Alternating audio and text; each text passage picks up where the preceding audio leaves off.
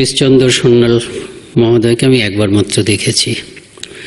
আর যেহেতু আমি institute of কালচারে দীর্ঘদিন ছিলাম, ডক্টর চন্দন রায় চৌধুরীকে সঙ্গে যথেষ্টই পরিচয় ছিল। তা সরাসরি বিষয়বস্তুতে পৌঁছব, কিন্তু তার আগে একটা দুটো কথা বলছি। শ্রীশচন্দ্র সান্যাল মায়ের দীক্ষিত সন্তান ছিলেন। তার অনুপ্রেরণায় দুজন সন্ন্যাসী হয়েছেন শুনলেন, কিন্তু আমি চণ্ডীদার কাছ থেকে জানলাম, আমিও জানতাম না, আরেকজনও সন্ন্যাসী হয়েছিলেন এবং তিনি এখনো জীবিত আছেন। স্বামী লোকেশ্বরানন্দজি,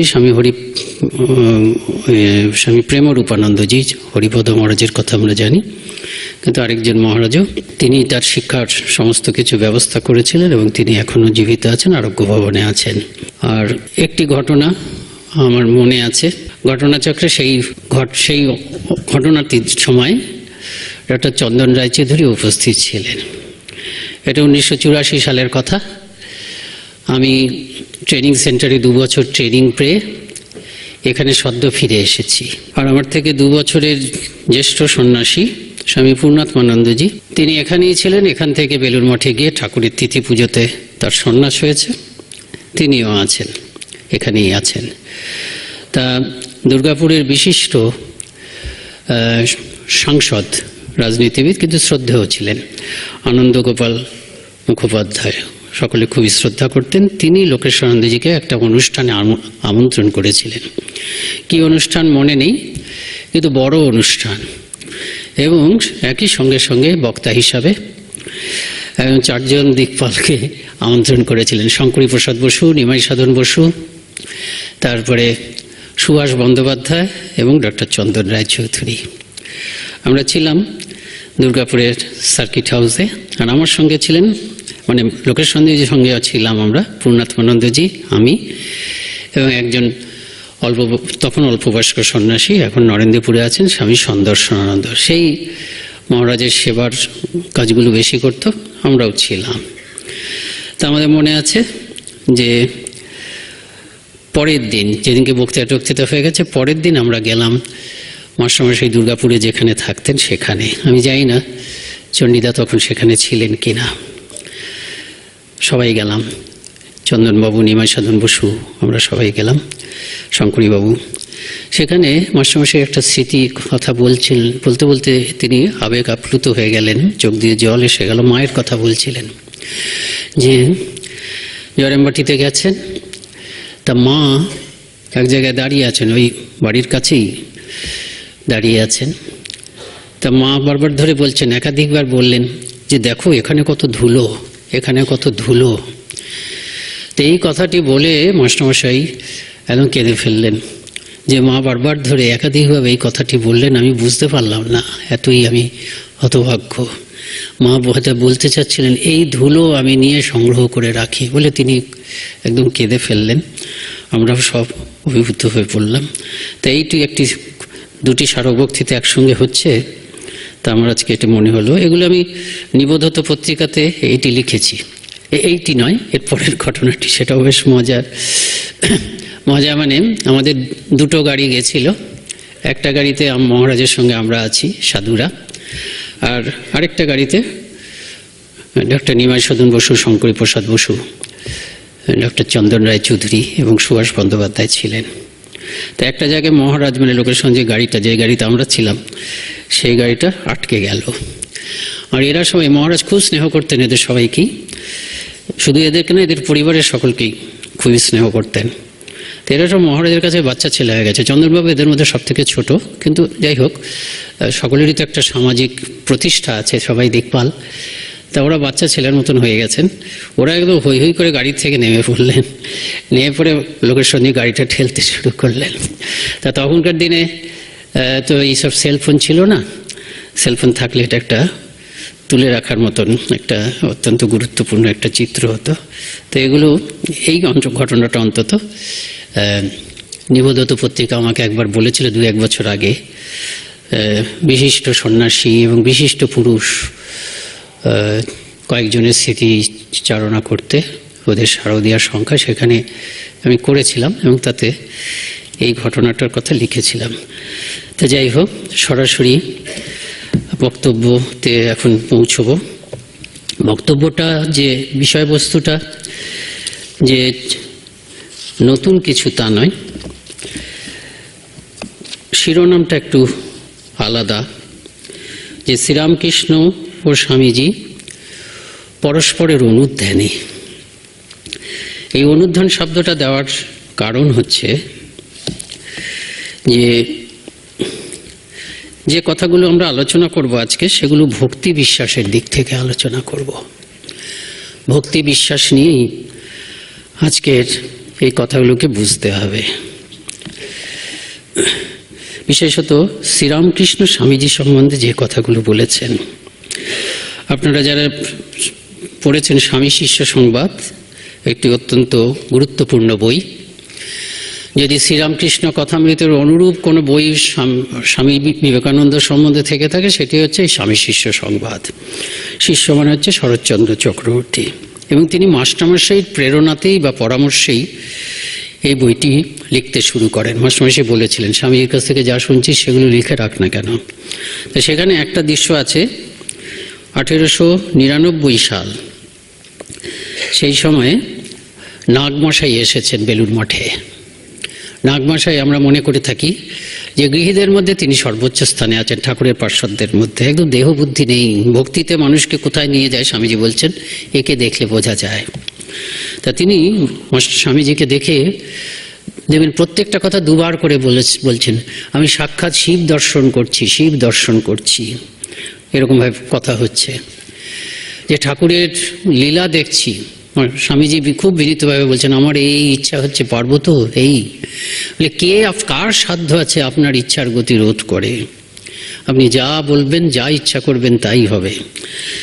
এই করতে করতে স্বামীজি একবার বলছেন, আমার ইচ্ছা হচ্ছে আমি একবার আপনাদের দেশে যাই। যাবেন? দেশটা কাশী হয়ে যাবে, কাশী হয়ে যাবে। প্রত্যেকটা কথা দুবার দুবার করে বলছেন। তারপরে তিনি একটা কথা বলছেন খুব সুন্দর, মানে সুন্দর তো বটে সব কথাই, কিন্তু তাৎপর্যপূর্ণ। নাগমশাই বলছেন, আপনাকে কে বুঝবে, কে বুঝবে? প্রত্যেকটা কথাই দুবার বললাম না, আবেগে একদম। স্বামীজিকে দেখে উনি পরিষ্কার দেখতে পাচ্ছেন, বলছেন আমি দিব্য চক্ষে দেখতে পাচ্ছি আপনি সাক্ষাৎ শঙ্কর, যে আপনাকে কে বুঝবে, কে বুঝবে? দিব্য দৃষ্টি না খুললে চিনবার জো নেই, একমাত্র ঠাকুরই চিনেছিলেন, অন্য সকলে তার কথায় বিশ্বাস করে মাত্র, কেউ বুঝতে পারে না।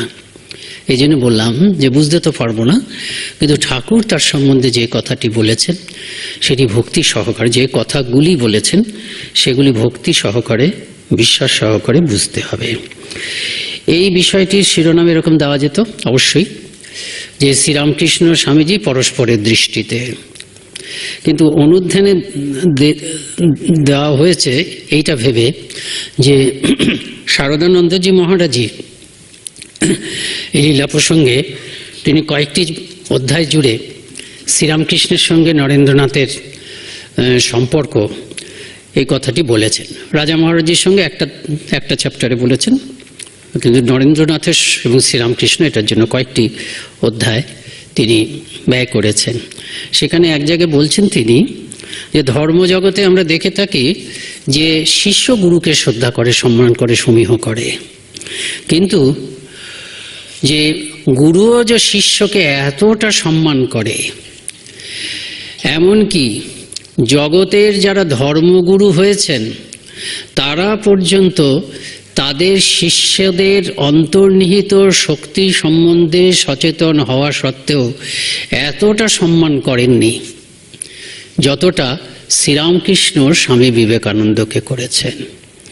সেই জন্য গভীরভাবে চিন্তা করা, গভীরভাবে ধ্যান করা, এটি বোঝাতে আমরা অনুধ্যান বলি। কাজে শ্রীরামকৃষ্ণ যে কথাগুলি স্বামী বিবেকানন্দ সম্বন্ধে বলছেন সেগুলো যেন তিনি অনুধ্যান করে বলছেন, অবশ্যই অনুধ্যান করে। আর স্বামীজি তো অনুধ্যান করে বলছেন। আপনারা জানেন স্বামী বুধানন্দজির একটা খুব ভালো বই আছে, বইটা এই শ্রীরামকৃষ্ণ স্বামীজি সংক্রান্ত, এক্ষুনি আমি ভুলে যাচ্ছি নামটা, কিন্তু তার প্রথম অধ্যায়টা দিচ্ছেন, প্রথম একটা ইয়েতে দিচ্ছেন কিছু দূর পর্যন্ত, যে শ্রীরামকৃষ্ণের নরেন্দ্র সাধনা। আবার পরের অংশগুলোতে তিনি বলছেন নরেন্দ্রনাথের শ্রীরামকৃষ্ণ সাধনা। এখন নরেন্দ্রনাথের শ্রীরামকৃষ্ণ সাধনা আমরা বুঝি, কিন্তু শ্রীরামকৃষ্ণের নরেন্দ্র সাধনাও সম্ভব। কাজেই উভয়কে এত সম্মান করছেন, শ্রদ্ধা করছেন, কারণ যে তাদের জন্ম জন্মান্তরের সম্পর্ক। আমরা দেখি প্রথম যেদিন দেখা হচ্ছে, প্রথম দেখাটা সুরেন্দ্রনাথ মিত্রের বাড়িতে হয়েছে। ঠাকুর চিনতে পেরেছিলেন, কারণ ঠাকুর তার আগে জেনে গেছেন যে একজন আসবে। ঠাকুর ওই দক্ষিণেশ্বরে যখন সাধন ভজন করছেন, সাধন ভজন শেষ হয়ে গেছে, ষোড়শী পূজার পরেই মা দেখিয়ে দিয়েছেন। ষোড়শী পূজার পরে ঠাকুর সুস্পষ্টভাবে বুঝতে পেরেছেন যে তিনি অবতার, তার মুক্তি নেই। তার আগে পর্যন্ত তিনি দেখতেন যে মাঝে মাঝে তার মধ্যে যেন কিসের আবেশ হচ্ছে, কিছু কিছু গুরু শক্তি আসছে, যেটা সারদানন্দ, কিন্তু বুঝতে পারতেন না। সব অবতারই নাকি এরকম হয়, লীলা প্রসঙ্গকার বলেছেন যে বুঝতে পারেন না, একটা সময় বুঝতে পারেন, চিরকাল বুঝতে পারেন না, কিন্তু আবার একটা সময় বুঝতে পারেন। তখন তারা, সেটারও দরকার আছে, না বুঝে থাকারও দরকার আছে। তাহলে কি হচ্ছে, তারা ঠিক ঠিক সাধন ভজন করতে পারেন, যে সাধন ভজনের দ্বারা পৃথিবীর মানুষের জন্য রাস্তা তৈরি হয়। আবার একটা সময় বুঝে ফেলারও দরকার হচ্ছে যে আমি স্বয়ং ভগবান, কারণ তখন তারা জগৎকে ত্রাণ করতে পারেন সচেতনভাবে। তা যাই হোক, ষোড়শী পুজো হওয়ার পরে ঠাকুর সব জানতে পারলেন যে তাকে এই জন্য আসতে হয়েছে, এবার একটা সংঘ তৈরি হবে। জগন্মাতার হাতে যন্ত্রস্বরূপ হয়ে আমাকে একটা সংঘ তৈরি করতে হবে। যে রামকৃষ্ণ মঠ ও রামকৃষ্ণ মিশন, আমরা ভেতরের লোকরা বলি না যে এটি স্বামীজি করেছেন। স্বামীজি আমরা বলি ঠাকুর করেছেন। ঠাকুর করেছেন বলতে গিয়ে আমরা স্বামীজির ভূমিকাকে করি না, ছোট করি না। এটাই বলি যে ঠাকুর নিজে এটাকে কনসিভ করেছিলেন, এবং কনসিভ করার পরে ধারণার একটা সঙ্গ হবে, যেটার মধ্যে দিয়ে তার ভেতরে প্রকাশিত উদার ভাব এবং অন্যান্য ভাব, বৈশিষ্ট্যপূর্ণ ভাব, সেগুলো চিরস্থায়ী হবে। এবং সেটা যে বুঝতে পারবে সে হচ্ছে নরেন্দ্রনাথ। এবং সেই নরেন্দ্রনাথকে তিনি যাওয়ার আগে বারবার ধরে তিনি এগুলোর সম্বন্ধে নির্দেশ দিয়ে গেছেন। কাজেই শ্রীরামকৃষ্ণ হচ্ছে এই সংঘের চিন্তা করেছেন, সংঘের কল্পনা তার, পরিকল্পনা তার, এবং সেই পরিকল্পনাকে স্বামী বিবেকানন্দের মধ্যে ঢুকিয়ে দিয়ে স্বামী বিবেকানন্দ এটিকে কি করেছে, বাস্তবে রূপ দিয়েছেন। এই যে পাশ্চাত্যে গেছেন, পাশ্চাত্যের অভিজ্ঞতা দেখে তার মনে এই সংঘ স্থাপনের পরিকল্পনাটি, এই সংগঠনের প্রয়োজনীয়টি আরও বেশি দৃঢ় হয়েছে। তা যাই হোক, তা প্রথম দেখেছিলেন সিমলাতে সুরেন্দ্রনাথ মিত্রের বাড়িতে স্বামীজি ঠাকুর পরস্পরকে, কিন্তু স্বামীজির মনে সেটা কোনো দাগ কাটেনি। কারণ আপনারা দেখবেন কথামৃতের পরিশিষ্টে আছে, তোমার সঙ্গে প্রথম কোথায় দেখালো, সেই দক্ষিণেশ্বরে গান গাইলাম ইত্যাদি। অর্থাৎ প্রথম যে দেখা হয়েছিল সেটা ওনার মনে দাগ কাটেনি, কিন্তু ঠাকুরের ঠিক বুঝতে পেরেছেন। ঠাকুর অপেক্ষা করে আছেন কবে আসবে, কেন দক্ষিণেশ্বরেই একদিন হাততালি দিয়ে বলেছিলেন আমার লোক এসে গেছে। মা পাঠিয়ে দিয়েছেন একটা জ্যোতির্রেখা কাশীর থেকে, ওই কলকাতা পর্যন্ত এলো। সব কিছু বিশ্বাস ভক্তির দ্বারা গ্রহণ করতে হবে, যুক্তি এগুলো কি হয় নাকি এরকম ভাব থাকলে ওটাকে চেপে রাখতে হবে। কেননা এই নাগমাসে যেমন বলেছেন সেটাই আমাদের ভাব। তো যাই হোক, ঠাকুর অপেক্ষা করে আছেন, সব যেন খুঁজছেন, যেমন পরীক্ষিত যেমন খুঁজতেন, যে গর্ভ অবস্থাতেই তিনি শ্রীকৃষ্ণের দর্শন পেয়েছিলেন, শ্রীকৃষ্ণ তো তাকে বাঁচিয়েছিলেন। তারপরে যখন তিনি জগতের দিকে তাকালেন, তিনি পরীক্ষা করতেন খালি, এই কি সেই যে মানুষ আসতো, এই কি সেই যাকে আমি গর্ভ অবস্থায় দেখেছি। তেমনি ঠাকুরও সেরকম খুঁজতেন যে আসবে, এই কি সেই। নরেন্দ্রনাথকে দেখে তিনি ওই গান যখন গাইলেন, তিনি মুগ্ধ হয়ে গেলেন, শরীরের লক্ষণ দেখলেন, সুরেন্দ্রনাথকে জিজ্ঞেস করলেন, রামচন্দ্রকে জিজ্ঞেস করলেন যে কোথাকার ছেলে, কার ছেলে। তারপরে স্বামীজিকে আবার গিয়ে বললেন একদিন কিন্তু এসো। স্বামীজি ভুলে গেছিলেন তাও। তখন তিনি এফএ পরীক্ষার জন্য রেডি হচ্ছেন। এফএ পরীক্ষা যেই হয়ে গেল, সঙ্গে সঙ্গে বাড়ির লোকেরা বিয়ে টিয়ে দেওয়ার চেষ্টা করলেন। একজন শ্যামবর্ণ ধনী মেয়ের সঙ্গে বিয়ে প্রায় ঠিকঠাক একদম, কারণ শ্যামবর্ণ বলে তারা একটু টাকা তো দিচ্ছে, আবার বিলেতে পাঠাবে, এসব সব বিশেষ বিশেষ ইনসেন্টিভ আছে। আরও বেশি নরেন্দ্রনাথ প্রবলভাবে বাধা দিলেন। এখন রামচন্দ্র দত্ত ওই জ্ঞাতি ভাই, সে বিশ্বনাথ দত্তের বাড়িতে থেকেই পড়াশোনা, সেদিনই বুঝলেন যে ধর্মভাবের প্রেরণাতেই এটা হচ্ছে। বলে এদিক ওদিক না ঘুরে তুমি দক্ষিণেশ্বরে যাও, যদি প্রকৃত ধর্ম, ব্রাহ্ম সমাজে গিয়েও কিছু হবে না। তারপরে গেলেন, আপনারা সেসব কাহিনী সবই জানেন। তা যেটা ব্যাপার, তিনি তো সবাইকে গিয়ে জিজ্ঞেস করছেন আপনি কি ভগবান লাভ করেছেন, ভগবান লাভ করেছেন ইত্যাদি। তা ভগবান লাভ করেছে জিজ্ঞেস করার আগেই স্বামীজি গেছেন বন্ধুবান্ধব কয়েকজনকে নিয়ে। ঠাকুর একেবারে আপনজনের মতন, এত পরে আসতে হয়, এতদিন পরে আসতে হয়, তোমার জন্য কত অপেক্ষা করছি বলে ওই বারান্দাটা নিয়ে গেছেন, মহব্বতের দিকের বারান্দায় নিয়ে গিয়ে বারান্দার থেকে ঘরে ঢোকার দরজাটা বন্ধ করে দিয়েছেন, আলাদা হয়ে গেছে, কারণ ওদিকটাতে শীতের জন্য দরমা দেওয়া ছিল, কেউ দেখতে পাচ্ছে না, যত মিষ্টি টিষ্টি আছে খাওয়াচ্ছেন, আর হাত জোর করে, এটাতেই ঠাকুর গোলমাল করে ফেললেন প্রথমবার নরেন্দ্রনাথের কাছে, জানি প্রভু তুমি সেই নররূপী নারায়ণ, জগতে এসেছো জীবের দুঃখ মোচন করার জন্য। সঙ্গে সঙ্গে নরেন ভাবলে তো পাগল, কাকে দেখতে এসছি, আমাকে এরকম বলছেন ইত্যাদি। তারপরে খাওয়াচ্ছেন, আর খুবভাবে এত পরিচিতের মতন, মানে সেটা নয় হতে পারে কারো বয়স্ক লোকেদের আমাকে খুব ভালো লেগে গেছে কোনো কারণে। তারপরে এটা আবার আসবে বলো। ঠাকুর বুঝতে পেরেছেন, ঠাকুর চিরকাল নরেন্দ্রনাথ যতটা নিজেকে চিনেছেন, বা ঠাকুর বরাবর নরেন্দ্রনাথের থেকে আরও বেশি চিনেছেন। ওই দাবা খেলার সময় যেমন অনেকগুলো দান আগের থেকে ভেবে রাখতে হয় যারা হয়, তা ঠাকুর কিন্তু সবসময় অনেকগুলো দান আগের থেকে বুঝতে পারতেন। ঠাকুর বুঝে গেছেন যে এই যে ঘটনাটি, এই যে সত্য কথাটা বললাম, এই যুবকটি আমাকে পাগল বলে ভাবলো, ও আর আসবে না। সেই নিয়ে দরজা বন্ধ করাতেই ওকে হাত ধরে নরেনকে যেখানে বাঁধা যায়, নরেন হচ্ছে ঠাকুরের যেমন সত্যনিষ্ঠা, নরেনেরও ঠিক একই রকম সত্যনিষ্ঠা, সেজন্য বাঁধলেন ওখানে, হাত ধরে বারবার ধরে অনুরোধ করলেন, আবার আসবে বলো, আবার আসবে বলো, শিগগিরই আবার আসবে বলো। আর কি করা যাবে, এরকম পাগলামি করবে, তার থেকে হ্যাঁ বলে দিই। স্বামীজি হ্যাঁ বলে দিলেন। এরপরে ঘরের মধ্যে ঢুকলেন, তখন দেখলেন একদম নর্মাল, তখন সব মানে একদম স্বাভাবিকভাবে কথা বলছেন ইত্যাদি। তারপরে সেই প্রশ্নটা করলেন, আপনি কি ভগবানকে পেয়েছেন, দেখেছেন? একদম সঙ্গে সঙ্গে উত্তর দিলেন। স্বামীজি বিশ্বাস হলে মিথ্যা কথা বলছে না, কিন্তু মেলাবেন কি করে, মেলাতে পারছেন না। মেলাতে যখন পারছেন না, বলছেন যে খুব ভালো লোক, বিরাট লোক, অদ্ভুত ত্যাগ, অদ্ভুত পবিত্র, এই যে মিথ্যা কথা বলছে না, কিছু একটা হয়েছে যার জন্য সে ভাবছে, তাহলে কি করে মেলায়? একটা তো সিদ্ধান্ত করতে হবে নিজের বুদ্ধি মতন। তো পাশ্চাত্য দার্শনিকরা যে বলে যে এরকম একটা কথা বারবার ধরে ভাবতে ভাবতে কেউ একদম পাগল হয়ে যায়, ভাবে যে সেটাই দেখছে, অর্ধোন্মাদ, মনোম্যানিয়াক, হচ্ছে মনোম্যানিয়াক। আর আসতেন না। যতই ত্যাগী হন, যতই পবিত্র হোক, নরেন্দ্রনাথ যাকে গুরু হিসাবে গ্রহণ করবেন, জীবনের ধ্রুবতারা হিসাবে, তার মধ্যে একটু খুঁত থাকলেও চলবে না।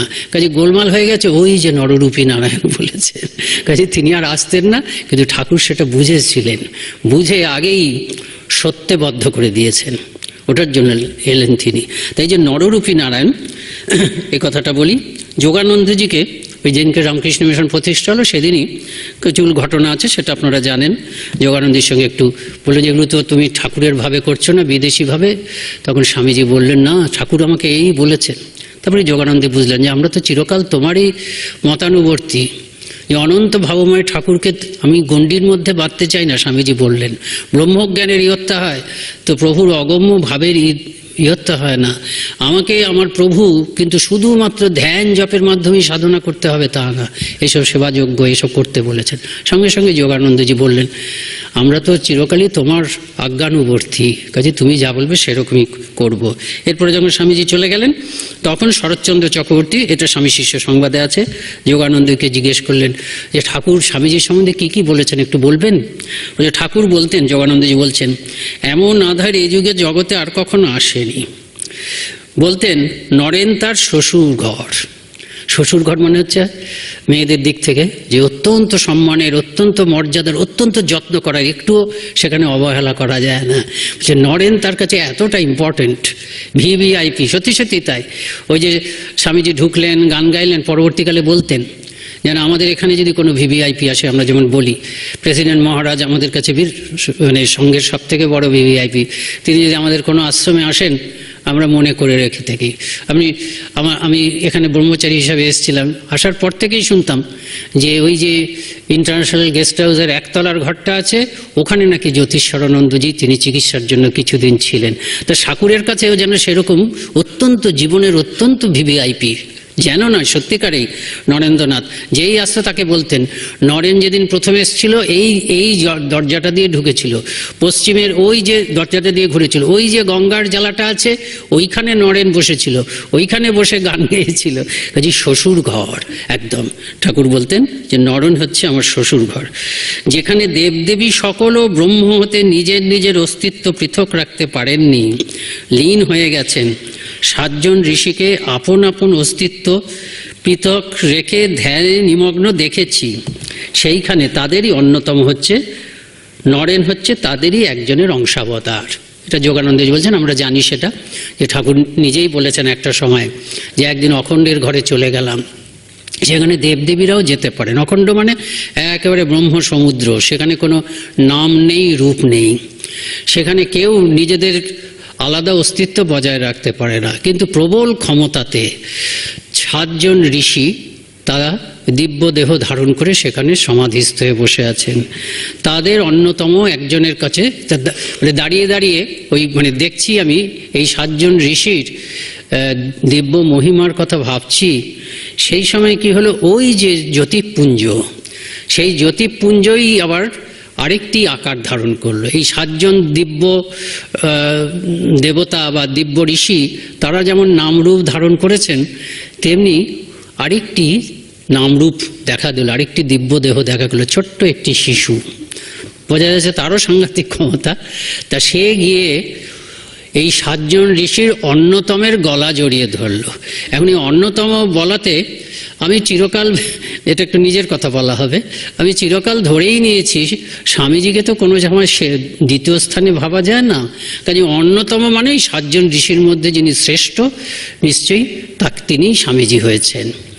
তা আমি দেখলাম অন্যতম, তারপরে কিছুদিন আগে, বেশি দিন নয়, এই 2 বছর আগে দেখলাম অন্যতম মানে তো শ্রেষ্ঠ নয়, ওয়ান অফ দি মেনি, এরকম ওয়ান অ্যামং অল এরকম মনে হয়। তাই ইংরেজিতেও তাই লেখা আছে, ওয়ান অফ দি 7 ঋষিস এরকম লেখা আছে। তাহলে আমার একটু মনটা খারাপ হয়ে গেল, স্বামীজি তো তাহলে ওদেরই মতন একজন, আমি যে এতদিন ভেবে এসেছি ভালো করে চিন্তা না করে যে একেবারে শ্রেষ্ঠ। তো কিছুদিন আগে গত বছর ওই নরেন্দ্রপুরের সমাজ শিক্ষাতে আমাকে একটা লেখা লিখতে দিয়েছিল। তখন সেই লেখাটা লিখতে গিয়ে আমি হঠাৎ মায়ের এই কথাটা, যদিও আগেও পড়েছি, পড়ে গিয়ে আমার খুব ভালো লাগলো। তাহলে তো আমি যা ভেবেছি সেটা ঠিকই। তা মা বলছেন, মাকে একজন জিজ্ঞেস করছেন, বোধহয় অরূপানন্দজি, যে ঠাকুর কার কার সম্বন্ধে কি বলেছেন, যে যোগিনকে বলেছেন অর্জুন ছিলেন, আর নরেনকে বলেছেন 7 ঋষির প্রধান। বুঝতে পেরেছেন? 7 ঋষির প্রধান মানে তো মা যখন বলছেন 7 ঋষির প্রধান মানে শ্রেষ্ঠ, হ্যাঁ, একদম ফরমোস্ট। কাজেই সেরকম সেই তাদের গিয়ে করে গলা জড়িয়ে ধরলো একজন, একটি শিশুটি গিয়ে গলা জড়িয়ে ধরলো, বিনানন্দিত কণ্ঠে বারবার ধরে তাকে ধ্যান থেকে উত্থিত করার চেষ্টা করলো। শারদানন্দজি গান লিখেছেন অপূর্ব। 1902 খ্রিস্টাব্দের 4ই জুলাই স্বামীজি দেহত্যাগ হলো, আর 1903 খ্রিস্টাব্দের স্বামীজির তিথির দিন শারদানন্দজি সেই গান গাইলেন, ওই যে উঠো বীর ও আঁখি মেলি, ছাড়ো ধ্যান ও চলো চলি, ধরণী ডুবালো বুঝি অবিদ্যা কামকাঞ্চন। তা যাই হোক, ঠিক সেভাবে বারবার ধরে ধ্যান ভাঙালো। তারপরে তিনি তাকালেন, সেই ঋষি তাকালেন, কথা বললেন না, কিন্তু এমন প্রেম ভরে দেখতে চাইলেন, ওই শিশুটির দিকে তাকিয়ে আছেন যেন সে তার অত্যন্ত প্রিয় হৃদয়ের ধন। তারপরে তারই এক অংশ, গোটাটা নয়। এই যে যোগানন্দজি বলছেন ওই 7 ঋষির তাদেরই একজনের অংশাবতার, ঠিক ঠাকুরও তাই বলছেন, ঠাকুরের কথাই যোগানন্দজি একবারে বলছেন, তারই একটা অংশ সিমলের নরেন হয়ে জন্মেছে। ওই এক অংশের সাংঘাতিক শক্তি। কীরকম শক্তি? যে খুব তো শান্ত ছিলেন, কপালটা ভেঙে গেছিল, কপালটা মানে অনেক কাটা দাগ ছিল, কিন্তু একবার এমন পড়ে গিয়ে রক্ত বেরিয়েছিল যে অজ্ঞান হয়ে গেছিল, এই কাটা দাগটা ছিল। স্বামীজির যখন ঠাকুরের কাছে যখন গেলেন, ঠাকুর বললেন, ঠাকুর তো সব জানতেন, ওই যে রক্ত বেরিয়ে গেল, একটু শক্তি চলে গেল, ওই শক্তিটা যদি চলে না যেত, ওর যতটা শক্তি নিয়ে এসেছিল পৃথিবী সেই শক্তি ধারণ করতে পারতো না। আরেকটা কি বলছে, নর ঋষি জানি প্রভু তুমি সেই নররূপী নারায়ণ। এই নররূপী নারায়ণ হচ্ছে কি, আমাদের ওই পুরাণে আছে, এই নর এবং নারায়ণ 2 ভাই, 2 ভাই হচ্ছে নারায়ণের অবতার, এবং প্রতি যুগে অবতারের সময় আসেন তারা একসঙ্গে। যেমন মহাভারতে হচ্ছেন শ্রীকৃষ্ণ, হচ্ছেন নারায়ণ, আর অর্জুন হচ্ছেন নর। তেমনি এই যুগে নারায়ণ স্বয়ং নারায়ণের অবতার, দুজনেই নারায়ণের অবতার। তা স্বামীজি হচ্ছেন নারায়ণের অবতার, আর শ্রীরামকৃষ্ণ হচ্ছেন স্বয়ং নারায়ণ, আর তিনি হচ্ছেন নারায়ণের অংশ, হচ্ছেন নর অবতার। এই নর অবতার নররূপী নারায়ণ, নররূপী নারায়ণের সম্বন্ধে আরেকটা পুরাণে আছে, নর নারায়ণ দুই ভাই, তো তারা ধ্যান করছেন, কাহিনী আছে যে এত ধ্যান করছেন যে ইন্দ্র ভয় পেয়ে গেছে, মানে যে যেটাকে ভালোবাসে সবসময় ভাবে সেটা বুঝি চুরি যাবে। তাই ইন্দ্র, এদের সেদিকে খেয়ালই নেই, কিন্তু ইন্দ্র ভাবছে আমার রাজ্য পাওয়ার জন্যই বোধহয় এরা ধ্যান করছে। তিনি সেই জন্য সব অপ্সরাদের পাঠিয়ে দিয়েছেন এদের ধ্যান ভাঙানোর জন্য। তখন এই নররূপী নারায়ণ যিনি, তিনি তার উরুটাকে ঘষে নাকি একটা করে একজন অপ্সরা তৈরি করলেন, খুব সুন্দরী, তার নাম দিলেন উর্বশী। সে আবার এদের সকলের থেকে ভালো। তখন এদেরকেও ফেরত পাঠিয়ে দিলেন, আর সঙ্গেও একেও, মানে তিনি যাকে তৈরি করেছেন উর্বশী, তাকেও ফেরত পাঠিয়ে দিলেন। পবিত্রতার আগুন দাউ দাউ করে জ্বলছে, স্বামীজি বলছেন। তাই এই নররূপী নারায়ণ ঠাকুর চিনতে পেরেছেন, এবার এসেছেন। এরা সব সময় একসঙ্গে থাকেন, ওই যে একসঙ্গে বলছেন যে কতদিনের জন্ম জন্মান্তরের সম্পর্ক। তাই নররূপী নারায়ণ ঠাকুর বলেছেন। আর তা জগৎ পালক, যোগানন্দজি বলছেন, জগৎ পালক নারায়ণ নর নারায়ণ নামে যে দুই ঋষিমূর্তি পরিগ্রহ করে জগতের কল্যাণের জন্য তপস্যা করেছিলেন, নরেন সেই নরঋষির অবতার। আবার কখনো ঠাকুর বলতেন, সুখদেবের মতো মায়া নরেনকে স্পর্শ করতে পারেনি। তখন শিষ্য বলছেন, এই কথাগুলো কি সত্য, নাকি ঠাকুর ভাবমুখে এক এক সময় এক এক রকম বলতেন, অর্থাৎ যখন যেমন মনে হতো সেমন কি বলতেন? যোগানন্দী বলছে, তুই বুঝতে পারলি না? নরেনকে ঠাকুর ওই সকলের সমষ্টি প্রকাশ বলেছেন। নরেনের মধ্যে ঋষির বেদজ্ঞান, শঙ্করের ত্যাগ, বুদ্ধের হৃদয়, সুখদেবের মায়ারাহিত্য ও ব্রহ্মজ্ঞানের পূর্ণ বিকাশ একসঙ্গে রয়েছে, এটা বলছেন তিনি। তা যদু মল্লিকের শারদানন্দজি বলছেন যে মানে এরাও যে যেতেন, শারদানন্দজি চন্দ্রজি, এরাও তো কম নন, এরাও বিরাট মহাপুরুষ, কিন্তু তাদের তুলনায় নরেনকে সবসময় ঠাকুর কত উচ্চ আসনে রাখতেন, সেটা একটু শারদানন্দজির নিজের কথার থেকে পড়ছি। বলছেন, শারদানন্দজি নিজেই বলছেন যে আমরা তখন দ্বিতীয় বা তৃতীয়বার বোধহয় দক্ষিণেশ্বরে আগমন করেছি, করে ঠাকুরের পূর্ণ দর্শন লাভ করেছি। আমরা ঠাকুরের কাছে নরেন্দ্রের গুণানুবাদ এইভাবে শুনতে পেয়েছিলাম। রতন নামক যদুলাল মল্লিকের উদ্যানবাটির প্রধান কর্মচারীর সহিত কথা কইতে কইতে আমাদিগকে দেখাইয়া ঠাকুর বলিয়াছিলেন, এরা সব ছেলে মন্দ নয়, 1.5টা পাশ করিয়াছে। 1.5টা পাশ করেছে এন্ট্রান্স, তারপরে এফএ পাশ করেছে। সেই জন্য এফএ পাস দেবার জন্য সেই বছর আমরা প্রস্তুত হচ্ছিলাম। এফএ এখনো পাস করেনি, পাস করলে 2টো হতো, ঠাকুর এইভাবে গুনতেন। কাজেই এরা সব ছেলে মন্দ নয়, 1.5টা পাস করিয়াছে, শিষ্ট শান্ত। কিন্তু নরেন্দ্রের মতো একটি ছেলেও আর দেখতে পেলাম না। যেমন গাইতে বাজাতে, তেমনি লেখাপড়ায়, তেমনি বলতে কইতে, আবার তেমনি ধর্ম বিষয়ে। সে রাতভর ধ্যান করে, ধ্যান করতে করতে সকাল হয়ে যায়, হুঁশ থাকে না। আমার নরেন্দ্রের ভেতর এতটুকু মেকি নেই কোনো রকমে। আর এই আমার নরেন্দ্রের ভেতর এতটুকু মেকি নেই, বাজিয়ে দেখো টং টং করছে। পরীক্ষা করেছেন সত্যি সত্যি, নানাভাবে পরীক্ষা, ঠাকুরকে পরীক্ষা করেছেন নরেন, কিন্তু নরেন তো ছেলে মানুষ, তার পরীক্ষাগুলো খুব সিম্পল পরীক্ষা, ওই একটা টাকা রেখে দিলেন, ইত্যাদি রাখলেন, ইত্যাদি। কিন্তু নরেনকে যেভাবে ঠাকুর পরীক্ষা করেছেন, এত ভালোবাসেন। নরেন দূর থেকে আসছে, ন বলতে বলতে সমাধিস্থ হয়ে যাচ্ছেন। এক ঘর লোকের মধ্যে নরেনের দিকে তাকিয়ে কথা বলেন, কিন্তু কি করলেন, প্রায় মাস 2 কথাই বলছেন না। খুব কথা বলছিলেন, নরেন শুনলেন, যেই ঘরে ঢুকলেন গম্ভীর হয়ে গেলেন। তারপর হয়তো ঠাকুর বোধহয় ভাবস্থ আছেন, নরেন বাইরে চলে গেলেন। কিছুক্ষণ পরে আবার ঠাকুর কথা বলতে, কীরকম মানে মানে খোঁচা দিয়ে দিয়ে কষ্ট দেওয়া আর কি বলা যেতে পারে। তারপরে একটু পরে দেখছেন যে ঠাকুর কথা বলছেন, আবার ঢুকে পড়েছেন। সঙ্গে সঙ্গে ঠাকুর গম্ভীর হয়ে গেলেন, বুঝিয়ে দিচ্ছেন আমি ঠিকই আছি, কিন্তু তোমার সঙ্গে কথা বলবো না। তাও নরেন আসছে, কিন্তু একের পরে আসছেন। 2 মাসের মতন হয়ে গেছে। তারপর ঠাকুরকেই হার মানতে হলো যে আমি তোর সঙ্গে কথা বলি না, তাও তুই আসিস। বলে, আপনি কি আপনার কথা শুনতে আসি? আমি আপনাকে ভালোবাসি, সেই জন্যই আসি। ঠাকুর হার মানলেন। তোর মতন আধারই এতটা সহ্য করতে পারে, অন্যরা কেউ হলে কবে চলে যেত। এটা পরীক্ষা, এটা তো তাও পরীক্ষা করছেন বোঝা যাচ্ছে। আবার অন্য ক্ষেত্রে পরবর্তীকালে এমন পরীক্ষা করেছেন যে নরেন বুঝতে পারছেন না পরীক্ষা, কিন্তু পরীক্ষা না করলেও তার নিজস্ব শক্তির দ্বারা সে অনায়াসে সেই পরীক্ষা পাশ করে গেছে। যেমন এই যে প্রথমে যে বললেন, জানি প্রভু তুমি সেই নররূপী নারায়ণ, সেখানে আরেকটা কথা বলেছিলেন, জগতে এসেছো জীবের দুঃখ মোচন করার জন্য। এটা নরেনের চরিত্রের স্বরূপ, দুঃখ মোচন করার জন্য। যে বেলুর মঠে বিক্রি করে দিতে চেয়েছিলেন, জগতের দুঃখ দেখলে মাঝে মাঝে আমার মনে হয় যদি জগতের কল্যাণ হবে তবে আমি নিজ হস্তে নিজের হৃৎপিণ্ডটা উৎপাটন করতে পারি। আমার এই ভালোবাসার মধ্যে হয়তো উন্মাদনা আছে কিন্তু বন্ধন নেই। স্বামীজি বলেছিলেন এটা সত্যি, যে হৃৎপিণ্ডটা উৎপাদন করতে পারি, বন্ধন নেই। ভালোবাসার উন্মাদনা আছে, বন্ধন নেই। মানে কি, যে মাও এরকম করতে পারে, সন্তানের জন্য ঝাঁপিয়ে পড়লো, একেবারে প্রাণটাই দিয়ে দিল, সন্তানকে বাঁচাতে পারলো না কি পারলো, কিন্তু প্রাণটা দিয়ে দিল। কিন্তু এটার মধ্যে বন্ধন আছে, কি উন্মাদনা আছে।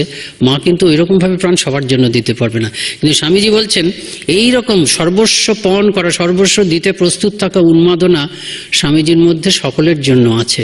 তাই এই স্বরূপটাকে শ্রীরামকৃষ্ণ প্রথম দিনই বুঝতে পেরেছিলেন। ঠিক সেটার কাছে তিনি যেন টোপ দিচ্ছেন। কি টোপ দিচ্ছেন? খুব ভালো মানুষের মতন বলছেন, দেখ দেখ মা আমাকে কিছু কিছু ক্ষমতা দিয়েছেন, সিদ্ধাই দিয়েছেন। এখন আমি তো সন্ন্যাসী, আমার তো এসব নিয়ে কিছু হবে না, তাই ভাবছি যে এগুলো আমি যাওয়ার আগে তোকে দিয়ে যাই। খুব সফটলি বলছেন, সফটলি বললে না বেশি এফেক্টিভ হয়, খুব নরমভাবে বলছেন। আমরা বলি না ভাজা মাছটি উল্টোতে পারে না, যেন এরকম ভাব করে বলছেন। নরেন সঙ্গে সঙ্গে প্রশ্ন করছেন, ওগুলো পেলে কি আমার ভগবান লাভের কিছু সুবিধা হবে? শ্রীরামকৃষ্ণ তো মিথ্যা কথা বলবেন না, কখনো ঠাট্টা চলেও না, সেটা বলতে পারছেন না। প্রায় আমতা আমতা করছেন, না ভগবান লাভের সুবিধা হয় না, কিন্তু ভগবান লাভ করার পরে তুই যখন লোকের কল্যাণ করার চেষ্টা করবি তখন এগুলো কাজে লাগবে। সাংঘাতিক টোপ। যে স্বামীজি বলেছিলেন যে পরের জন্য মুক্তি চাইলে তুই নরকে যাবি, কিন্তু পরের কল্যাণ চাইতে গিয়ে যদি তুই নরকে যাস, সেই নরকে যাও মুক্তি লাভের থেকেও বড়। তিনি তো বলতে পারতেন তো ঠিক আছে আপনি আমাকে দিন, তাহলে খুব ভালোই হবে, লোকের উপকার করতে পারবো। কিন্তু সঙ্গে সঙ্গে নরেনের সাংঘাতিক পরীক্ষা।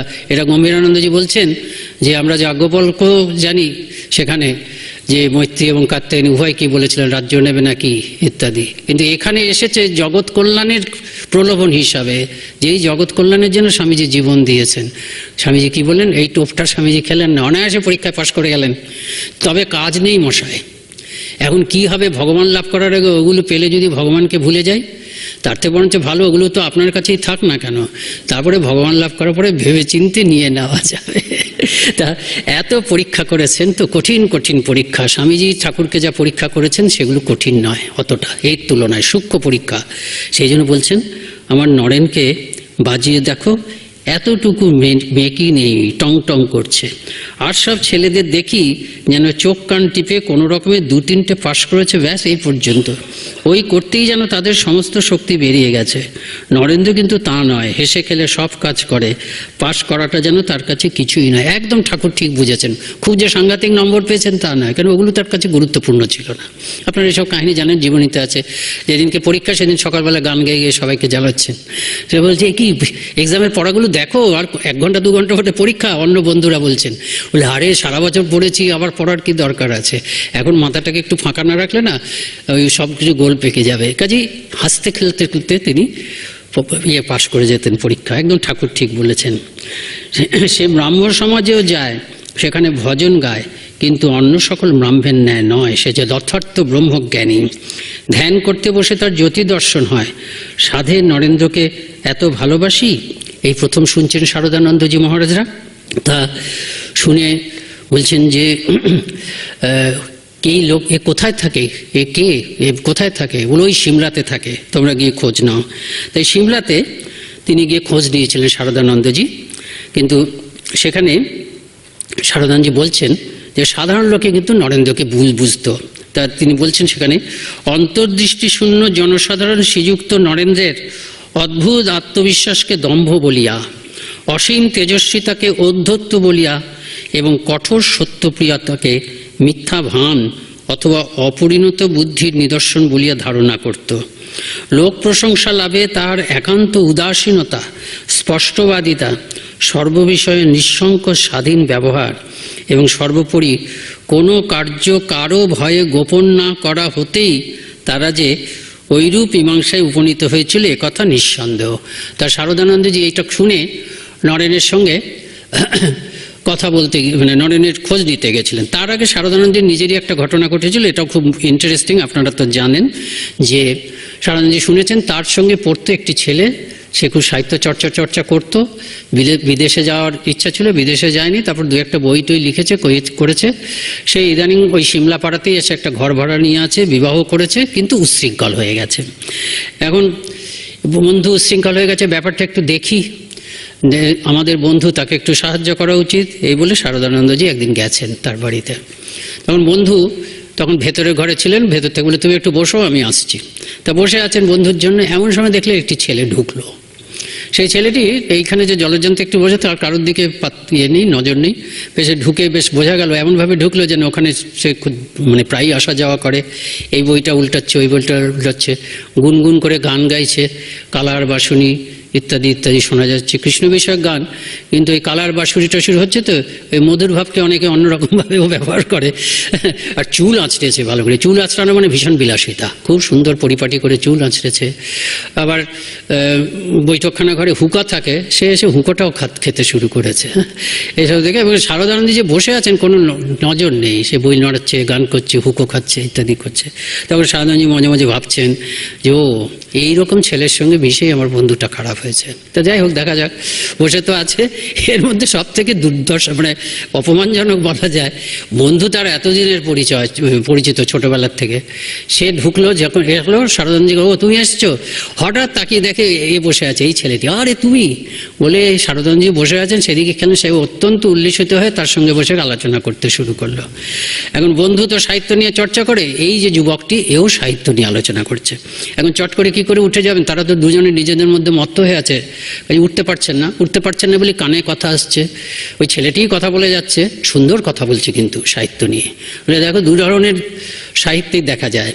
এক ধরনের সাহিত্যিক যারা যা কিছু বাস্তব হয়, they want to idealise the real, যা কিছু বাস্তবে ঘটছে, চুরি চামারি বা একজন জীবনে সফল হতে না পারে অভাবের তাড়নায় পড়ে সে হয়তো অন্যায় করছে, মানে they want to idealise the real, যা কিছু ঘটছে সেটাই, হ্যাঁ এটার পেছনে যুক্তি আছে, এটাই করো, এটার পেছনে কী দোষ আছে, যে কোনো কিছু। কিন্তু এটাকে সাহিত্য বলা যায় না। ওই বন্ধুটি বলছিল, তার শারদানন্দজি বন্ধু বলতে চাচ্ছিল যে কোনো কিছুকেই সাহিত্য বলা যেতে পারে, ভালো করে লিখতে হবে, পরিবেশন করতে। কিন্তু তিনি বলছেন না, দু ধরনের লোক আছে, যে এক শ্রেণীর সাহিত্যিক তারা কেউ they want to idealise the real, যা ঘটেছে তাকেই আইডিয়ালাইজ করাতে হবে, এটাকে সাহিত্য বলা যাবে না। আরেক ধরনের লোক আছে যে who want to realise the ideal, যারা একটা আদর্শ যতই কঠিন হোক সেটাকে তারা বাস্তবায়িত করতে চায়। এই ধরনের সাহিত্যই কিন্তু চিরন্তন সাহিত্য হয়। আর গোটা জীবনের দিক থেকে যদি বলো, যারা জীবনে আদর্শকে বাস্তবায়িত করতে চেষ্টা করে তারাই কিন্তু ঠিক মানুষ। এবং যদি খাঁটিভাবে একদম নিখুঁতভাবে যদি তারা উচ্চতম আদর্শকে বাস্তবায়িত করতে হয়, তবে কিন্তু তারা সংসারের থেকে সেটা করতে পারে না। অধিকাংশ ক্ষেত্রেই তাদের সংসারের বাইরে যেতে হয়। এরকমভাবে একেবারে নিখুঁতভাবে উচ্চতম আদর্শকে বাস্তবায়িত করতে আমি মাত্র একজনকেই দেখেছি, সে হচ্ছে দক্ষিণেশ্বরের রামকৃষ্ণ পরমহংস। এই জন্যই তাকে শ্রদ্ধা করি। শারদানন্দজি খুব মুগ্ধ হলেন, কিন্তু বুঝলেন যে অনেকেই থাকে কথার সঙ্গে কাজের মিল নেই, কাজে বন্ধু তাই বলে চলে এলেন। এখন নরেন্দ্রের কাছে ঠাকুরের কাছে এত গুণগান শুনেছেন, গুণগান শুনে তিনি প্রথমে সিমলার পাড়ার অঞ্চলে গিয়ে খোঁজ নিলেন। খোঁজ নিতে গিয়ে একজন প্রতিবেশীর সঙ্গে দেখা হলো। সেই প্রতিবেশী বললেন এই বাড়িতেই একটা ছেলে থাকে, এমন ত্রিপণ্ড ছেলে কখনো দেখিনি, বিয়ে পাশ করেছে বলে যেন ধরাকে সরা দেখে, বাপ খুড়োর সামনেই তবলায় চাঁটি দিয়ে গান ধরলে, পাড়ার বয়োজ্যেষ্ঠের সামনে দিয়েই চুরুট খেতে খেতে চললো, এইসব এরকম সকল বিষয়ে অবাক হয়ে গেলেন। তারপরে একদিন সত্যি দেখা হলো। যেদিন দেখা হলো তিনি ভাবলেন ওই যে ভেবেছিলেন উচ্ছৃঙ্খল বন্ধুটির আরও উচ্ছৃঙ্খল বন্ধু তিনি হচ্ছেন নরেন্দ্রনাথ। তারপরে শারদানন্দজি খুব সুন্দর ব্যাখ্যা করছেন যে ঠাকুর কিন্তু এরকম কখনো ভুল করেননি। অন্তর্দৃষ্টি সম্পন্ন মানুষ যেমন তার বাত্যবিশ্বাসকে ভাবত অহংকার, ঠাকুর কখনো সেই ভুলটি করেননি। সেটা একটু পড়ি। ঠাকুর স্বামী ভাষার থেকে, গতানুগতিক স্বভাবসম্পন্ন সাধারণ মানুষ ওইভাবে নরেন্দ্রনাথের বাহ্য আচরণ স্বরূপ সমূহ দেখিয়া তাহাকে দাম্ভিক, উদ্ধত এবং অনাচারী প্রভৃতি বলিয়া অনেক সময় ধারণা করিয়া বসিলেও ঠাকুর কিন্তু তাহার সম্বন্ধে কখনো ঐরূপ ভ্রমে পতিত হন নাই। প্রথম দর্শনকাল হইতেই তিনি বুঝিতে পারিয়াছিলেন নরেন্দ্রের দম্ভ ও ঔদ্ধত্য উহার অন্তর্নিহিত অসাধারণ মানসিক শক্তিসমূহের ফলস্বরূপ বিশাল আত্মবিশ্বাস হইতে সমুদিত হয়। তাহার নিরঙ্কুশ স্বাধীন আচরণ তাহার স্বাভাবিক আত্মসংযমের পরিচায়ক ভিন্ন অন্য কিছু নহে। তাহার লোকমান্যে উদাসীনতা তদীয় পূত স্বভাবের আত্মপ্রসাদ হইতেই সমুত্থিত হইয়া থাকে। তিনি বুঝিয়াছিলেন কালে নরেন্দ্রের অসাধারণ স্বভাব সহস্রদল কমলের ন্যায় পূর্ণ বিকশিত হইয়া নিজ অনুপম গৌরব ও মহিমায় প্রতিষ্ঠিত হইবে। তখন তাপদগ্ধ সংসারের সংঘর্ষে আসিয়া তাহার ওই দম্ভ ও ঔদ্ধত্য অসীম করুণার আকারে পরিণত হইবে। তাহার অদৃষ্টপূর্ব আত্মবিশ্বাস হতাশ প্রাণী বিশ্বাসের পুনঃপ্রতিষ্ঠা করিবে। তাহার স্বাধীন আচরণ সংযমরূপ সীমায় সর্বদা উপস্থিত থাকিয়া যথার্থ স্বাধীনতা লাভের উহাই একমাত্র পথ বলিয়া অপরকে নির্দেশ করিবে। তা তিনি কখনো এই ভুলটি করেননি। তা এছাড়াও আরও কথা ঠাকুর বলতেন যে নরেন্দ্র নিত্যসিদ্ধ, এগুলো আমরা জানি, ধ্যান সিদ্ধ, জ্ঞানের আগুন তার মধ্যে দাউ দাউ করে জ্বলছে। জ্ঞান খড়গ দিয়ে সে মায়াময় সমস্ত বন্ধনকে নিত্য খণ্ড বিখণ্ড করে ফেলছে নরেন। মহামা সেই জন্য তাকে কোনো মতে নিজের বাগে আনতে পারছেন না। নরেন সহস্রদল পদ্ম, মাছের মধ্যে রাঙাচক্ষু রুই, সমুখ ঠেলা চোখ। সে কলকাতার রাস্তা দিয়ে যায় কিন্তু ঘরবাড়ি দেখে না, সব নারায়ণ দেখে। নরেন্দ্র কাউকে কেয়ার করে না, আমাকেই করে না, ঠাকুর বলছেন। ক্যাপ্টেন ভালো জায়গায় বসতে দিলে তা চেয়েও দেখলে না। নরেন্দ্র বিশেষ আসে না, ভালোই করে, সে এলেই আমি বিহ্বল হয়ে যাই। এরকমভাবে যেমন গুণমুগ্ধ ভক্ত যেমন তার গুরুর প্রশংসা করে, প্রশস্তি করে, ভগবানের প্রশস্তি করে, ঠিক সেইভাবে স্বামীজির প্রশস্তি করছেন ঠাকুর। নরেন্দ্রের 18টি গুণ কেশবের তুলনায় আপনারা জানেন। নরেন প্রতিবাদ করছেন, সাংঘাতিক। তখন বলছেন কি করব, মা যে আমাকে দেখিয়ে দিচ্ছেন, আমি তো নিজে বলছি না। যে শক্তির প্রভাবে কেশব বিশ্ববিখ্যাত হয়েছে তোর মধ্যে 18টা গুণ আছে। সঙ্গে সঙ্গে নরেন বলছেন মা দেখাচ্ছে কি আপনার মাথার খেয়াল। পাশ্চাত্যের বিজ্ঞানীরা এগুলো একেবারে প্রমাণ করে দিয়েছে যে একটা মানুষ যদি কোনো বিষয়ে খুব সময় চিন্তা করে সেগুলোই দেখতে থাকে। আপনি আমাকে খুব স্নেহ করেন বলে এরকম ভাবছেন। তা ঠাকুর এগুলো উড়িয়ে দিতেন, কিন্তু মাঝে মাঝে যখন বাহ্যভূমিতে থাকতেন নরেনের কথাতে ভয় পেয়ে যেতেন। মানে ভয় পেয়ে মানে কেন নরেন তো সত্যনিষ্ঠ না, এত সত্যনিষ্ঠ, কাজে নরেনের মুখ থেকে তো ভুল বেরোবে না। কাজেই তার তো যাওয়ার একটাই জায়গা আছে। মাকে গিয়ে জানালেন নরেন এরকম বলছে, আমার মাথার ভুল, তুমি যা দেখিয়েছো। মা কি বললেন, ওসব শুনিস না, ওরকম বলছে, একদিন ও সব মানবে। আরও ভয় পাইয়ে দিয়েছেন একদিন ওই জড় ভরত, ওই যে ব্রাহ্ম সমাজে গিয়ে হাজির হয়েছিলেন, ভীষণ লাঞ্ছনা। দুই ব্রাহ্ম সমাজের মধ্যে ঠাকুরের জন্যই ইয়ে হয়েছে, মানে বিভেদ হয়ে গেছে। সেখানে নরেন আসে না বলে ঠাকুর গিয়ে সেখানে হাজির। কেউ ঠাকুরকে সম্মান করতে এলো না, নরেনের খুব কষ্ট হলো। তা ঠাকুরকে নিয়ে বললেন, খুব তিরস্কার করলেন মনের, মানে ঠাকুরের অপমানেই নরেন্দ্রনাথ দুঃখ পেয়েছেন। বলে আপনার তো অবস্থা হলো সেই জড় ভরতের মতন হলো। আমার কথা ভাবতে ভাবতে সেই জড় ভরত সেই হরিণ শিশু হয়েছিল, হরিণ শিশুর কথা ভাবতে আপনার তো তাই হবে। ঠাকুরের খুব চিন্তা হলো, মাকে গিয়ে বললেন, মা বললেন ওর কথা পাত্তা দিস না, ওর মধ্যে তুই নারায়ণকে দেখিস, মা বলেছেন। এরকমভাবে নরেনের সঙ্গে ঠাকুরের লীলা, এগুলো আমরা সবই জানি। তা আর এই কথাটা তিনি বলতেন যে ওর জন্যই তো সব গো, এই কথাটা তিনি অনেকবার বলেছেন, ওর জন্যই তো সব গো। মাস্টারমশাই এই মহেন্দ্রলাল সরকার এসছেন, তখন বলছেন ওর জন্যই তো সব গো, ওর জন্যই তো সব গো, মানে কেউ বুঝতে পারেনি, কিন্তু তার জন্যই সব। তিনি যে আবিষ্কার করেছেন সেগুলো সব নরেনের হাতে দিয়ে যাবেন, নরেনই ছড়িয়ে দেবে। মাও বলেছেন তোমার হাতে সর্বস্ব দিলাম। তাই ওই যে 3টি দর্শন, সেটির কথা একটু বলছি। প্রথম দিনে তো এরকম হলো। দ্বিতীয় দিন নরেন্দ্রনাথ আসতেন না, প্রায় 1 মাস 1.5 মাস কেটে গেছে। হঠাৎ মনে হলো কথা দিয়েছেন, এলেন। এবং ঠাকুর তো জানেন এই সপ্তর্ষি ঋষি মা পাঠিয়েছেন, পরীক্ষা করে দেখতে চাচ্ছেন এই সেই সপ্তর্ষি ঋষি তো। হঠাৎ গিয়ে গায়ে পাটা ছুঁয়ে দিলেন। সঙ্গে সঙ্গে নরেন্দ্রনাথ বলছেন, মহেন্দ্রনাথ দত্ত বলছেন যে আমি দেখলাম যে দেয়ালগুলো সরতে সরতে পেছনে চলে গেল, চারপাশের দেয়ালগুলো সব শূন্যে মিলে গেল। আমি ভাবলাম যে এটাই মৃত্যু, আমার কি করলে গো, আমার যে মা বাবা আছে। অদ্ভুত পাগল খলখল করে হেসে উঠল। খলখল করে তো হাঁটবেনি, এই হাসবার অধিকার একমাত্র তার আছে। তিনিই একমাত্র জানেন যে নরেন্দ্র চিরকাল নির্বিকল্প সমাধিতে নিমগ্ন ছিল, সেখান থেকে 39 বছরের জন্য নেমে এসেছে।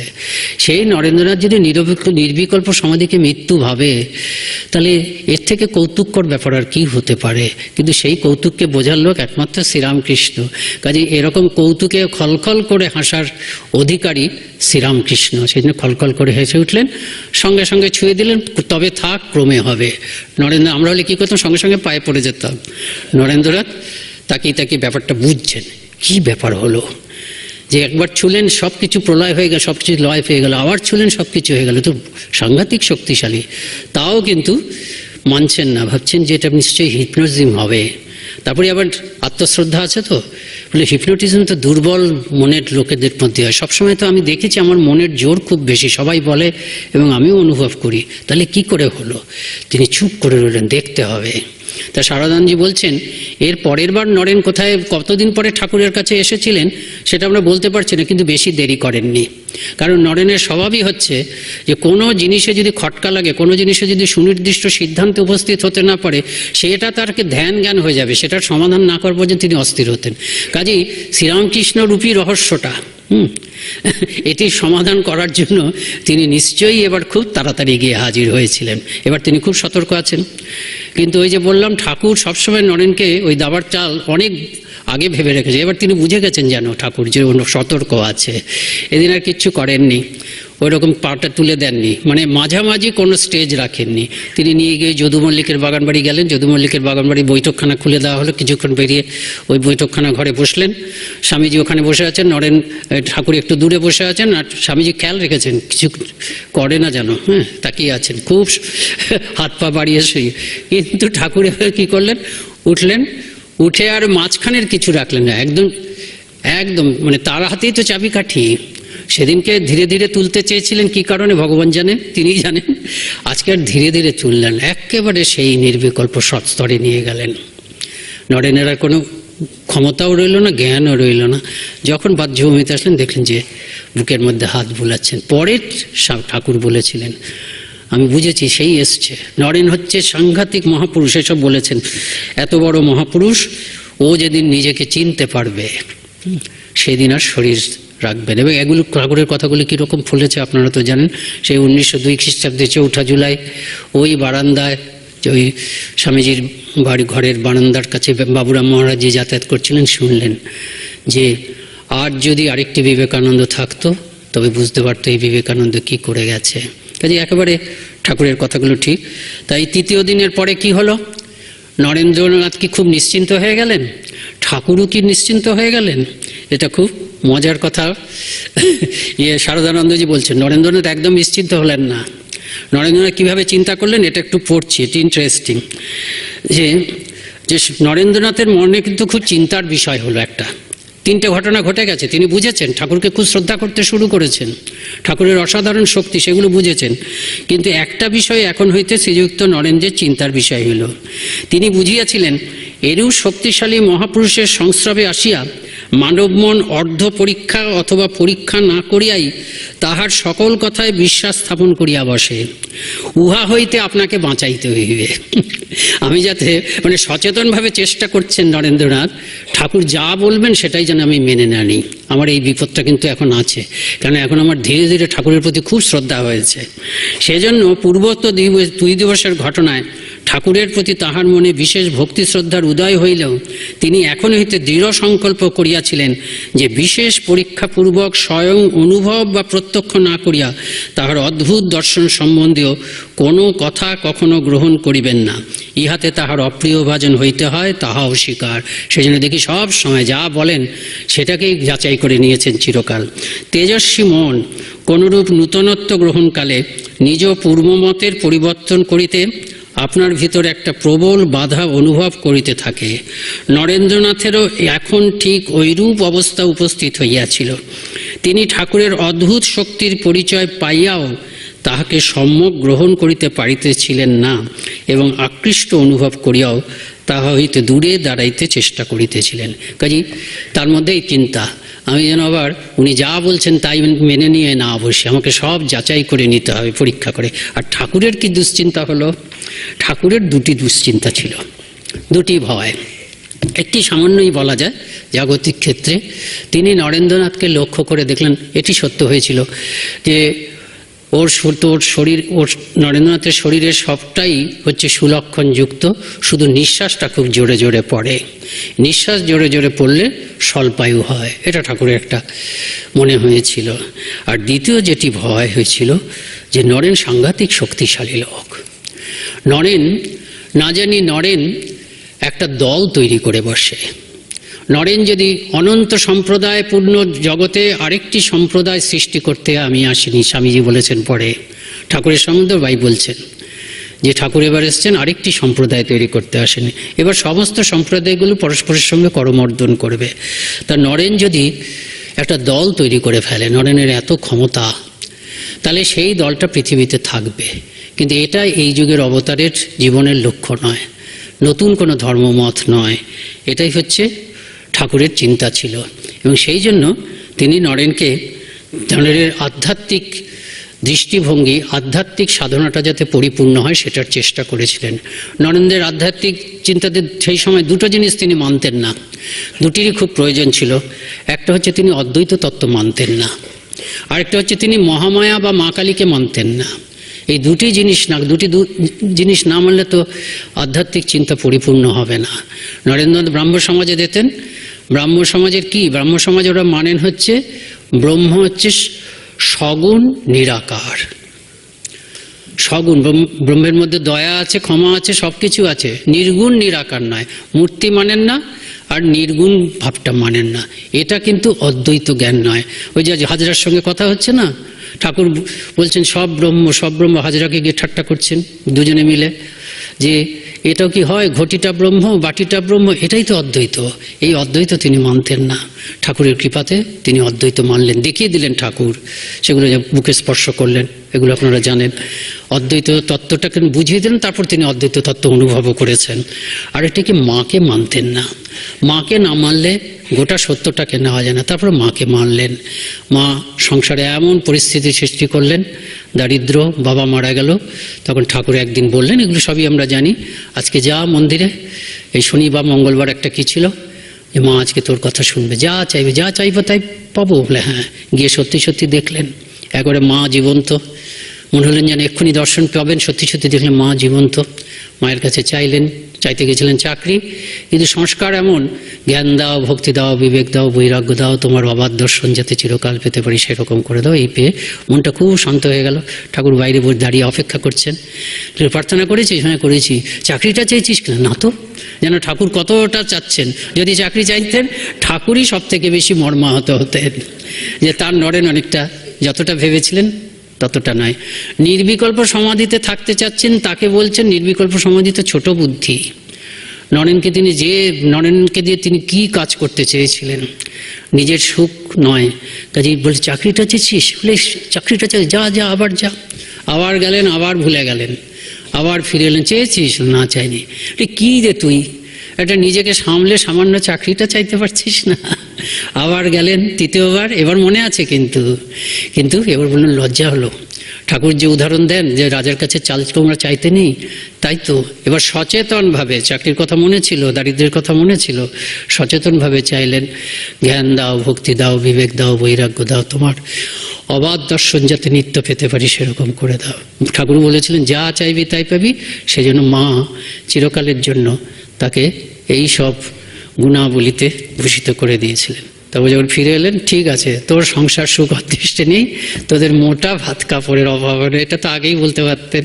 কিন্তু এইভাবে পরীক্ষা করে নিয়েছে। এইসব পরীক্ষা নরেন্দ্রনাথ সবগুলো পাশ করে গেছেন, যার জন্য বলছেন একটুও মেকি নেই। তা যাই হোক, এইসব এরকম কথাগুলো বলেছেন। এগুলো শেষ হবে না। ঠাকুরের সম্বন্ধে স্বামীজি কি বলেছেন সেটার সময় থাকছে না, যদি না পারি পরে হবে। আচ্ছা, এবার কি বলছেন, তুই আমি কি আলাদা? সত্যি সত্যি আলাদা নন দুজনে। তুই আমি কি আলাদা? আলাদা নর নারায়ণ একসঙ্গে, যুগ্ম অবতার। সেই জন্য শারদানন্দজি বলতেন, তোমরা ঠাকুরকে অবতার বলো, স্বামীজি তো একটা অবতার। এটা হতে পারত যদি থিওরিটিক্যালি এটা সম্ভব। যিনি এত সাধনা করলেন সমস্ত ধর্মমতে, যিনি বেদান্ত সাধনা করলেন, ইসলাম সাধনা করলেন, সরস্বতী পূজা করলেন, তিনি আবার ভারত পরিক্রমা করলেন, তিনি আবার শিকাগোতে আমেরিকাতে গিয়ে জগৎ কাটা, থিওরিটিক্যালি সম্ভব, কিন্তু বাস্তবে সম্ভব নয়। দেহের একটা সীমা থাকে। এই জন্য দুটি শরীর, শ্রীরামকৃষ্ণ বিবেকানন্দ কিন্তু একই কাজ। তিনি I M A voice without a form, Swamiji বলছেন। ওই যে শিকাগো শ্রীরামকৃষ্ণ, তো শুধু স্বামীজি বলছেন পরবর্তীকালে, শ্রীরামকৃষ্ণ কি শুধু ভারতের জন্য? তা তিনি ওই যে শিকাগো ধর্মসভাতে যিনি যেটা বললেন সেটা তো স্বামীজির কথা। এই মানে ঠাকুরেরই যতমত ততপথ, সেটি এই যতমত ততপথ বাণী তো শুধু বঙ্গদেশের জন্য নয়, ভারতবর্ষের জন্য নয়, সারা পৃথিবীতে। কাজে শিকাগো ধর্মসভাতে স্বামীজির আবির্ভাব মানে এই প্রথম শ্রীরামকৃষ্ণ তার ভাব নিয়ে সারা পৃথিবীর সামনে দাঁড়ালেন। তো যাই হোক, একটু স্বামীজির সম্বন্ধে ঠাকুর কি বলেছেন সেটা একটু বলে দিয়ে শেষ করে দিই। স্বামীজির সঙ্গে ঠাকুরের সম্বন্ধে যেটা ঠাকুর স্বামীজি বলতে চাচ্ছেন, অনেক কথা আছে। বেদ, বাইবেল, কোরআনে কি আছে তা শ্রীরামকৃষ্ণের জীবনের আলোকে না দেখলে বোঝা যাবে না। তার জীবন হচ্ছে একটা সার্চ লাইটের মতন সমস্ত ধর্মের। His life is the living কমেন্টারিজ two the Vedas, এটা বলছেন যে বেদের হচ্ছে জীবন্ত ভাষ্য। তারপরে বলছেন বেদাস অফ অল নেশনস, আরেকটা জায়গায় his life is the living commentary to the Vedas of all the Nations. Veda, Bible, সমস্ত শাস্ত্রের যে প্রকৃত তাৎপর্য কি শ্রীরামকৃষ্ণের জীবনের আলোকে না দেখলে বোঝা যাবে না। সাধারণত স্বামীজি বলছেন যে একই জীবনে, যেমন নদীর মধ্যে যেমন যদি গভীর নদী হয় তাহলে সেটার মধ্যে অতটা স্রোত থাকবে না, মানে খরস্রোতা হবে না। আবার যদি খুব খরস্রোতা হয় তার গভীরতা হবে না, ডেপথ আর ব্রেথ দুটো একসঙ্গে থাকছে না।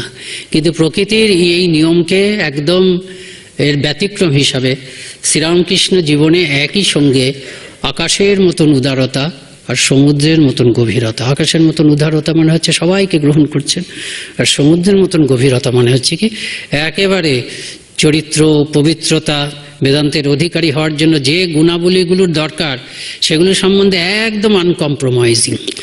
ত্যাগ, পবিত্রতা, বৈরাগ্য, ধর্মজীবনের যেগুলো আর কি একদম ভিত্তি, সেগুলো সম্বন্ধে একদম একটুও সেগুলো সম্বন্ধে ঢিলেমি নেই। সেগুলোর উপরেও জোর, আবার সেগুলোর উপরে জোর থেকে আবার সারা পৃথিবীর সমস্ত প্রকৃত ধর্মমতকে গ্রহণ, এই উদারতা এবং গভীরতা। এই কথাগুলো তো আমরা জানি যে his life is a searchlight of infinite power thrown upon the whole masses of Indian religious thought. He was the living commentary to the Vedas and to their aim. বেদ বেদান্ত কি বলছে এবং তার প্রতিপাদ্য লক্ষ্যের তিনি হচ্ছেন জীবন্ত ভাষ্য।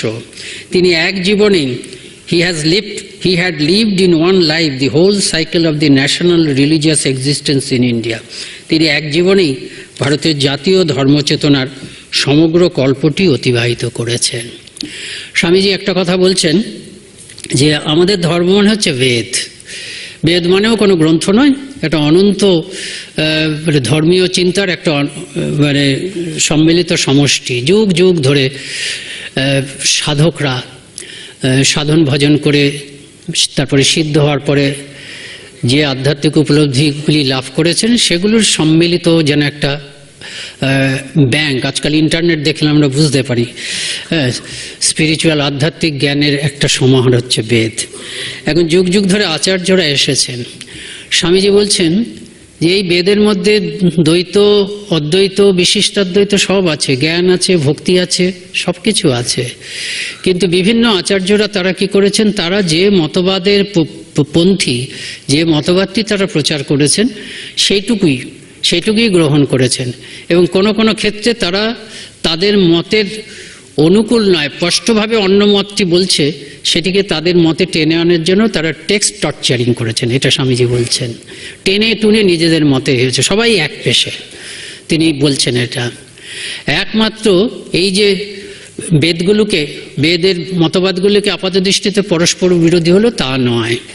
প্রথম সমন্বয় করেছেন শ্রীকৃষ্ণ, কিন্তু সমস্ত বিরোধ দূর করে দিয়ে চিরকালের জন্য এই ধর্মের বিভিন্ন মতামতের মধ্যে যে ভেদ, বিভিন্ন দার্শনিক মতবাদের মধ্যে বেদ নির্ভর দার্শনিক মতবাদগুলির মধ্যেই যে বিরোধ, সেই বিরোধগুলোর সম্পূর্ণ সমাধান নিঃশেষে করলেন হচ্ছে শ্রীরামকৃষ্ণ। এটা তিনি স্বামীজি এটা এই বলছেন, শ্রীরাম এটাই হচ্ছে বক্তব্য।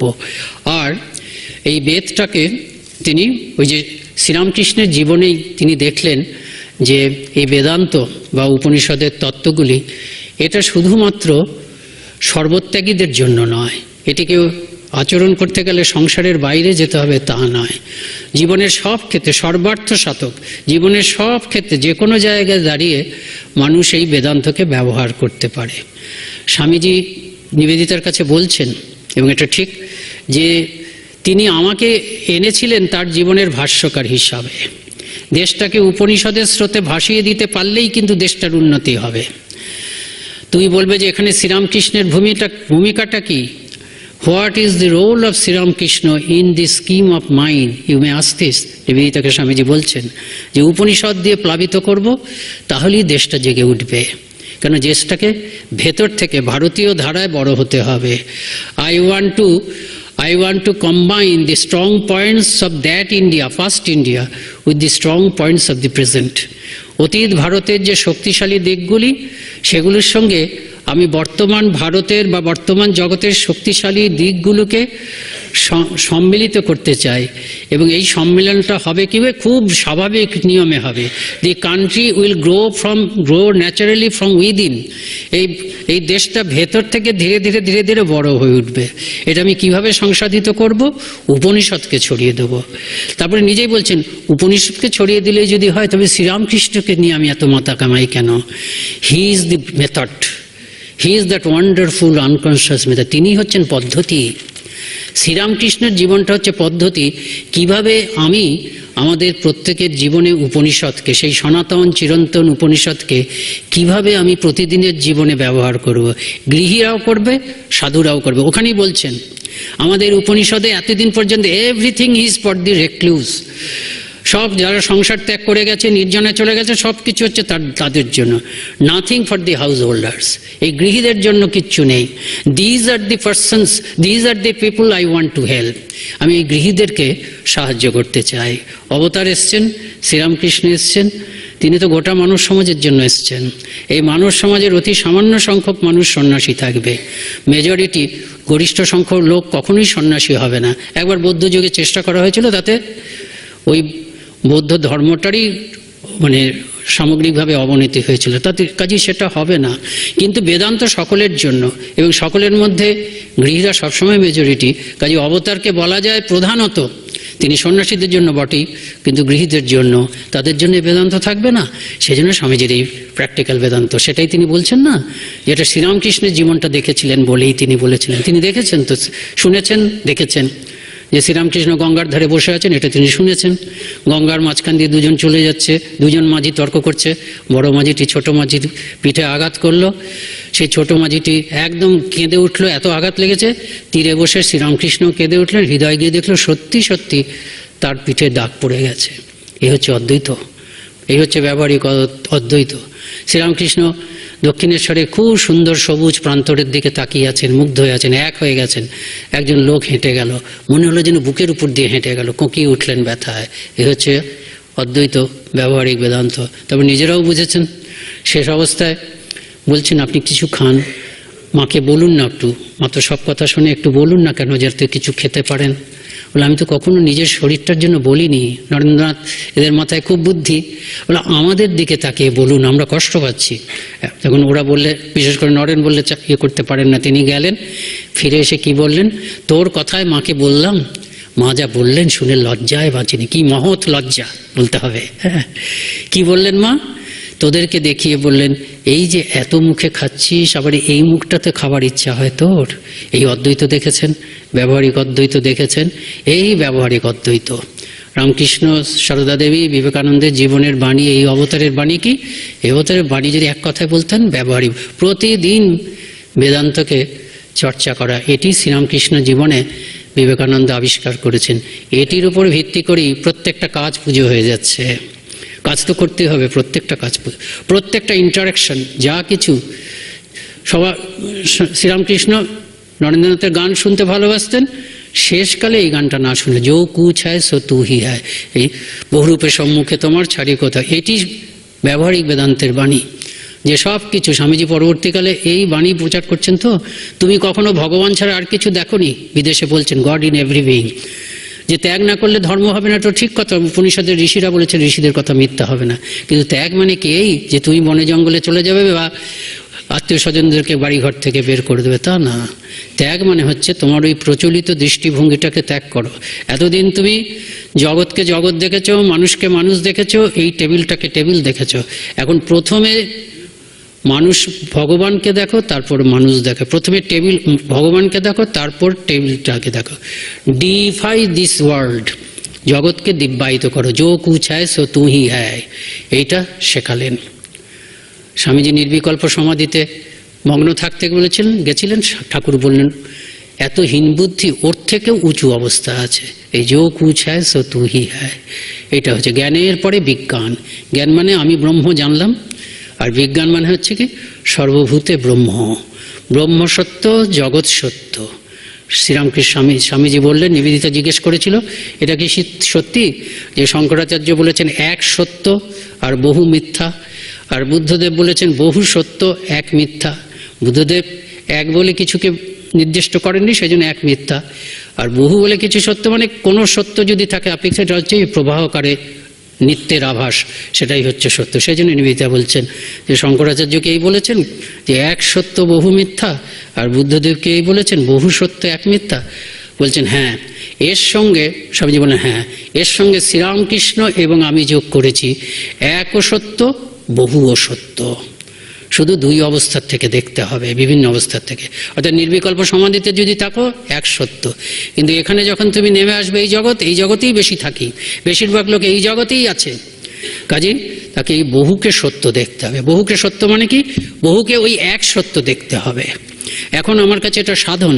আমাদের শাস্ত্রে আছে, 2য় অধ্যায়ে গীতাতে শঙ্করাচার্যের ভাষ্যতে ওই স্থিতপ্রজ্ঞ লক্ষণ যেখানে বলছেন কৃতার্থ লক্ষণানি আনি তানি সাধনানি, এটার মানেটা হচ্ছে কি কৃতার্থ লক্ষণানি, যে কৃতার্থ সিদ্ধ পুরুষের যেগুলো লক্ষণ, আমি তো সিদ্ধ নয়, আমার কাছে ওই লক্ষণগুলি চেষ্টা করে করতে হবে, সেটাই আমার সাধন।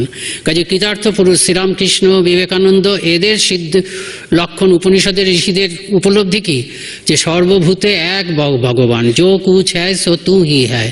আমার কাছে এক্ষুনি যো কুছ হ্যায় সো তু হি হয়নি, আমার কাছে কি ওই ওয়ার্ক ইজ ওয়ার্শিপ করতে হবে। কেন, যে কাজগুলো করছি সেগুলো ভগবানের জন্য করছি। আমি চেষ্টা করে কাজকে পুজো বানাতে হবে। চেষ্টা করতে যে কোনো মানে মানুষের সঙ্গে ইন্টারাকশনকে ভগবানের সঙ্গে ইন্টারাকশন, ভগবানকেই উপকার করছি, ভগবানেরই সেবা করছি ভাবতে হবে। শিবজ্ঞানে জীবে সেবা, এই হচ্ছে ব্যবহারিক বেদান্ত। এই করতে এই শ্রীরামকৃষ্ণের অবদান। বিবেকানন্দ ভাষ্য রচনা করেছেন, তিনি ওইখানে নিবেদিতাকে বলতে বলছেন, he did not know, Sriramkrishna did not know how great he was. He was that wonderful unconscious life. He led his life and left it for interpret. তাই এই হচ্ছে শ্রীরামকৃষ্ণের সম্বন্ধে স্বামীজির নানা রকম ব্যাখ্যার মধ্যে সামান্য ব্যাখ্যা। জীবনের শেষ আশীর্বাদ স্বামী বিবেকানন্দ শরৎচন্দ্র চক্রবর্তী স্বামী বিবেকানন্দের কাছ থেকে পেয়েছিলেন, আশীর্বাদ চেয়েছিলেন।